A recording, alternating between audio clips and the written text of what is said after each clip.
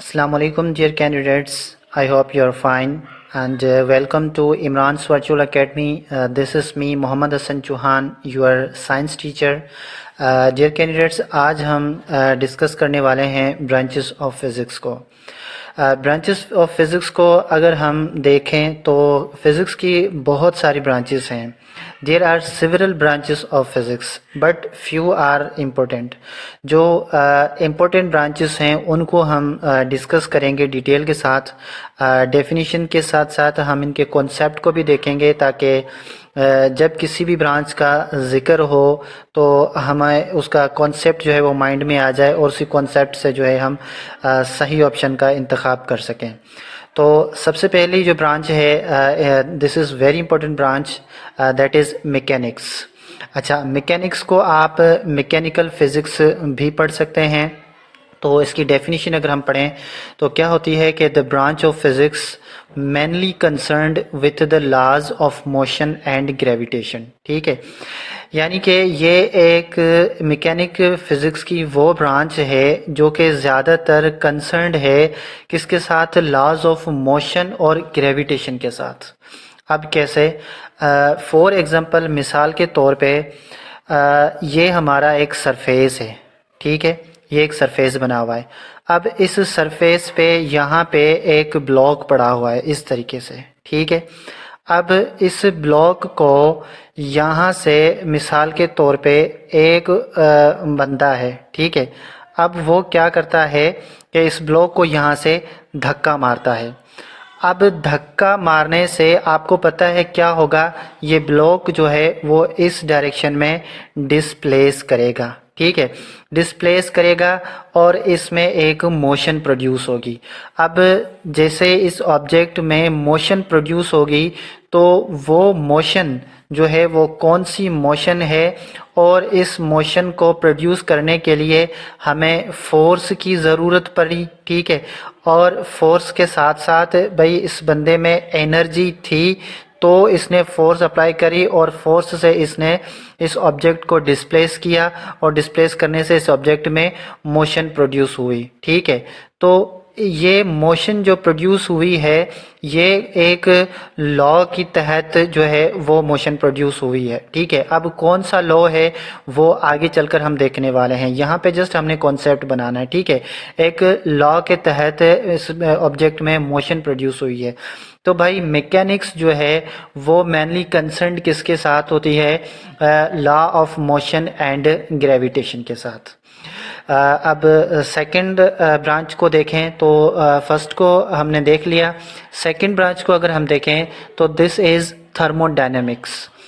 Thermodynamic branch को पढ़ने से पहले इसके टर्म को हम देखेंगे कि इसकी मीनिंग क्या होती है। ठीक है, थर्मोडायनेमिक्स दरअसल दो वर्ड्स का ये कॉम्बिनेशन है। एक वर्ड हमारे पास है थर्म। ठीक है, THERM, थर्म। थर्म का मतलब होता है हीट, ये हमें पता होना चाहिए। ठीक है, और दूसरा वर्ड जो है दैट इज़ डायनामिक, DYNAMIC, और डायनामिक का मतलब होता है मोशन। ठीक है, डायनामिक का मतलब क्या होता है, मोशन। तो थर्मोडायनामिक का मतलब क्या हो गया, थर्म का मतलब हीट और डायनामिक का मतलब मोशन। यानी कि अब ये थर्मोडायनामिक एक ऐसी ब्रांच है जो किस से रिलेटेड है, हीट के साथ रिलेटेड है और मोशन के साथ रिलेटेड है। ठीक है, अब इसकी डेफिनेशन को अगर हम पढ़ें तो भाई thermodynamic deals with the heat and temperature and their relation to energy and work. Thermodynamic जो ब्रांच है वो हीट और टेम्परेचर से रिलेटेड है और इनका रिलेशन किससे बनता है, एनर्जी और वर्क के साथ। तो इसको हम थोड़ा डिटेल में देखें तो मिसाल के तौर पे हमारे पास ये एक सिस्टम है। ठीक है, ये एक सिस्टम है। अब इस सिस्टम में यहाँ पे इसका ये कंटेनर समझ लें, इसके अंदर जो है ये मॉलिक्यूल्स हैं, यानी कि गैस फिल की हुई है, हमने आइडियल गैस फिल की हुई है। ठीक है, अब इसको जब मैं नीचे से हीट करता हूँ, ठीक है, हीट करता हूँ तो हीट करने से क्या होता है, यहाँ पे मैं एक मूवेबल पिस्टन रख देता हूँ, ठीक है। जैसे ही मैं इसको नीचे से हीट करूँगा, डेल्टा क्यू प्रोवाइड करूँगा, तो डेल्टा क्यू प्रोवाइड करने से क्या होगा कि जो गैस के मॉलिक्यूल्स हैं इनमें हीट ट्रांसफ़र हो जाएगी, ठीक है। जैसे इनके अंदर हीट ट्रांसफ़र होगी तो इनमें काइनेटिक एनर्जी आ जाएगी, और काइनेटिक एनर्जी से इनमें जो है वो मोशन ज़्यादा हो जाएगी, और मोशन से ये सारे मॉलिक्यूल्स जो हैं वो अपनी फोर्स अप्लाई करेंगे इस पिस्टन पर, और ये पिस्टन जो है ना वो मूव करके इस जगह पे आ जाएगा, यानी कि वर्क करेगा, ठीक है। तो इस प्रोसेस को हम कहते हैं थर्मोडायनेमिक। यानी कि अब इसकी फिर से डेफिनेशन पढ़ें तो thermodynamics deals with the heat. हमने सिस्टम को हीट प्रोवाइड करी, हीट प्रोवाइड करने से सिस्टम के अंदर टेम्परेचर में इंक्रीज आ गया, और टेम्परेचर में इंक्रीज आने से इस सिस्टम में जो है इंटरनल एनर्जी भी बढ़ गई, ठीक है। तो जैसे ही इंटरनल एनर्जी बढ़ी, तो इंटरनल एनर्जी बढ़ने से पिस्टन जो है वो मूव करके ऊपर चला गया। तो इस पूरे प्रोसेस को हम कहते हैं थर्मोडायनेमिक। तो इस तरीके की जो भी एप्लीकेशंस हैं, जैसे एडियाबैटिक प्रोसेस, आइसोकोरिक प्रोसेस, वो आगे चल के आप पढ़ेंगे तो इसको हम थर्मोडायनेमिक कहते हैं, ठीक है। अच्छा, अब थर्ड ब्रांच को हम डिस्कस करते हैं। थर्ड ब्रांच जो है वो क्या है? थर्ड ब्रांच हमारे पास आती है इलेक्ट्रिसिटी। भाई इलेक्ट्रिसिटी किस चीज़ की स्टडी होती है, क्या इसमें किस चीज़ की स्टडी की जाती है? तो electricity is the study of the properties of charges in rest and motion. Electricity एक ब्रांच है जिसमें हम किस चीज़ के बारे में पढ़ते हैं? जो चार्जेस होते हैं हमारे पास, ठीक है।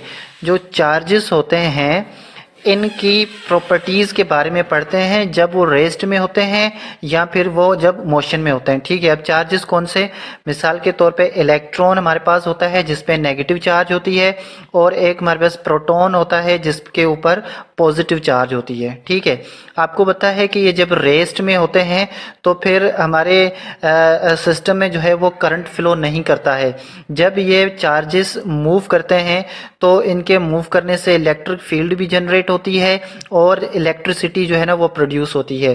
तो ये study of charges with their properties is called electricity, ठीक है। इलेक्ट्रिसिटी में हम चार्जेस की प्रॉपर्टीज के बारे में पढ़ते हैं, जब वो रेस्ट में है तो उनका बिहेवियर क्या है, और जब वो मोशन में आते हैं तो उनका बिहेवियर क्या होता है, ओके।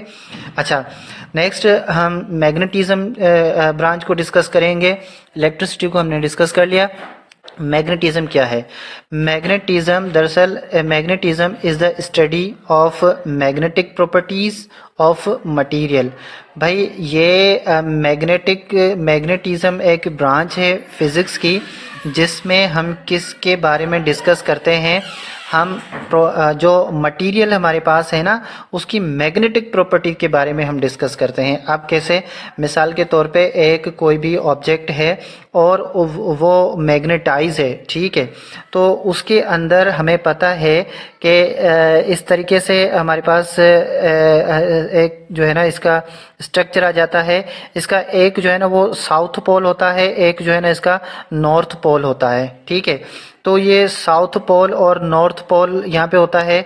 तो इसमें जब कोई और चार्ज हम इसके करीब लेकर आते हैं तो ये जो है इसको अट्रैक्ट करता है या फिर रिपेल करता है, ठीक है। तो ये जो मैग्नेटिक प्रॉपर्टी है इसकी स्टडी हम किस में करते हैं? मैग्नेटिज्म में करते हैं, ठीक है। अच्छा, मैग्नेटिज्म के बाद हमारे पास जो ब्रांच है fifth, that is atomic physics. Atomic physics में हम किसके बारे में डिस्कस करते हैं? Atomic physics deals with the composition, structure and properties of the atom. अब देखें, आपको पता है कि जो मैटर है, जो भी मैटर है वो किस चीज से बना होता है? वो एटम से बना होता है, ठीक है। एटम से मिलकर जो है वो एक मैटर बनता है। अब जो एटम है ना वो खुद जो है ना वो किन चीज़ों से मिलकर बना हुआ है? यानी कि एटम एक ऐसा स्मॉलेस्ट पार्टिकल है जो कि फर्दर जो है ना वो डिविजिबल हो सकता है। अब आपको पता है एटम के अंदर जो है और इसके एलिमेंट्स होते हैं, एलिमेंट्री कॉन्स्टिट्यूएंट्स होते हैं। वो कौन से होते हैं? जैसे इलेक्ट्रॉन, प्रोटॉन, न्यूट्रॉन, ठीक है। अब ये इलेक्ट्रॉन, प्रोटॉन, न्यूट्रॉन, इलेक्ट्रॉन पे नेगेटिव चार्ज, प्रोटॉन पे पॉजिटिव चार्ज, न्यूट्रॉन पे जो है वो न्यूट्रल चार्ज होती है, इस पे कोई चार्ज नहीं होती।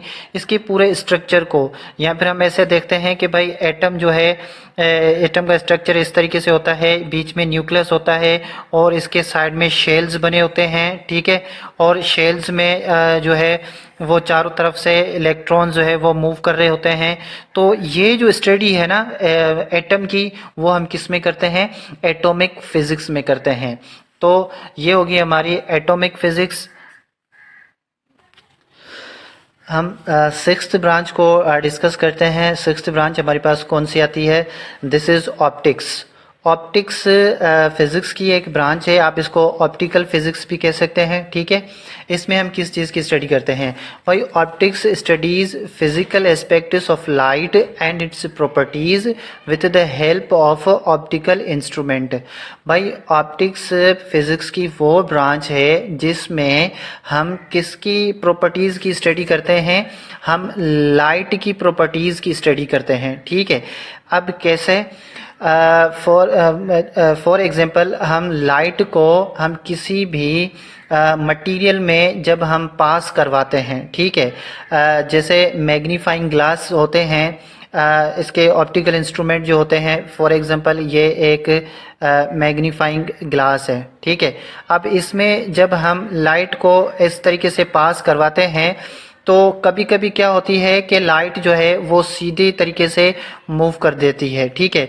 और फिर कभी कभी क्या होता है कि लाइट जो है वो कभी कभी लाइट जो है वो इस तरीके से जो है वो रिफ्लेक्ट करती है, ठीक है।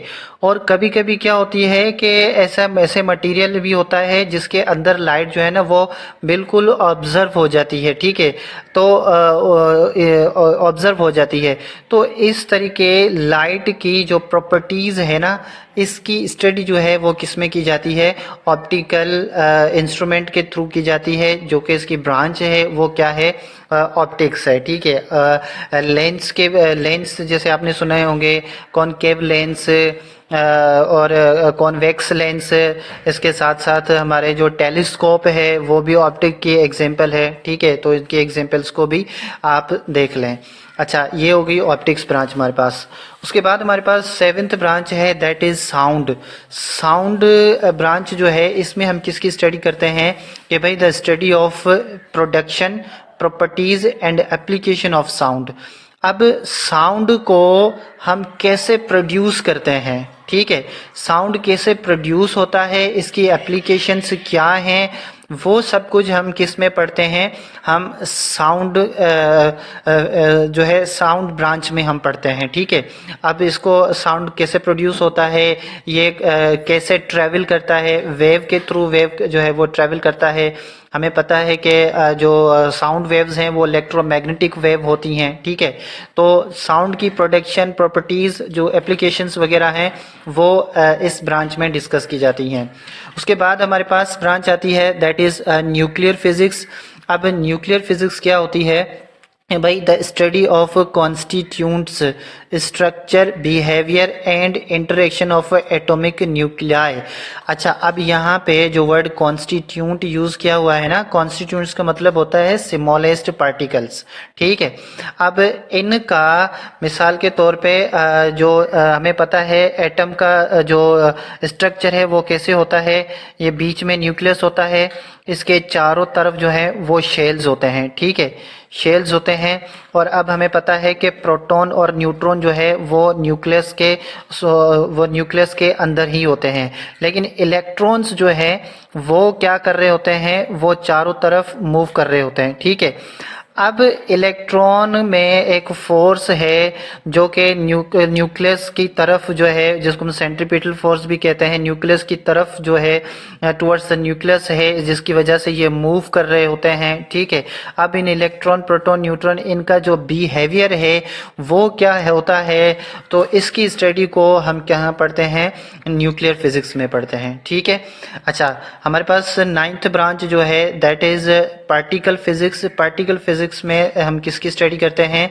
It deals with the study of elementary constituents of matter and radiation and the interaction between them.